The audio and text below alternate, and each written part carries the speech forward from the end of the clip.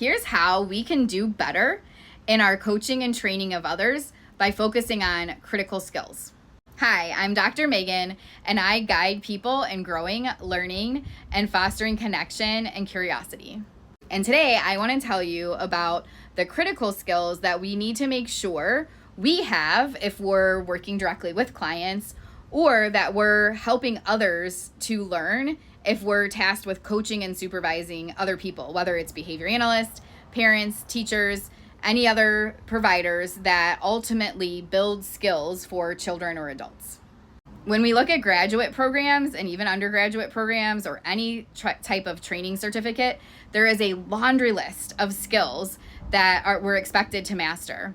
But in my experience, there's some critical skills that aren't even necessarily on the list that actually contribute to our effectiveness as teachers or behavior analysts.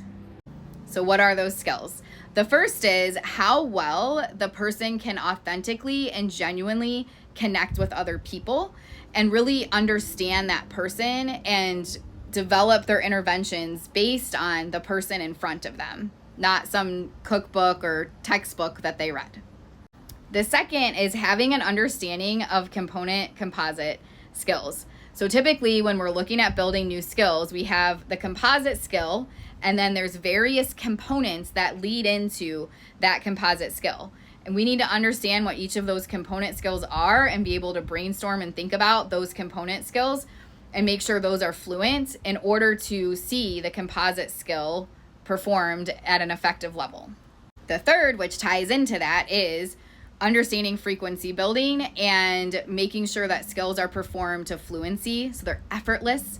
If we don't understand that, we're often teaching skills and moving on to the next thing before the learner is really ready. So having a really strong understanding of how to assess for that effortless responding, especially at the component level, before we try to move on to other skills. The fourth is understanding shaping, which ties in with the component composite as well, but really being able to look at the final goal that we're trying to teach and break that down into much smaller steps, not just focused on the response, but on all sorts of things going on in the environment.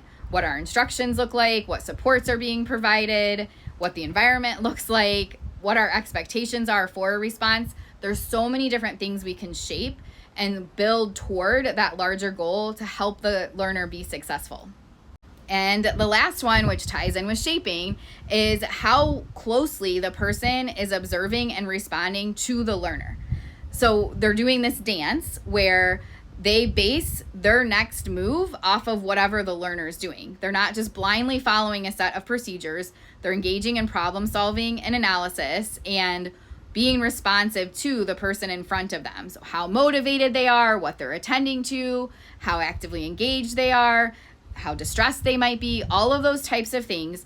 And they're making decisions based off of all of that and not just blindly following a set of procedures. Did I miss anything? Are there critical skills that you've seen people implement with their clients or when they're training and supervising others that make the difference between being successful and not being successful? I'd love to hear about them. And if this type of information is something that you'd like to learn more about, please give me a follow.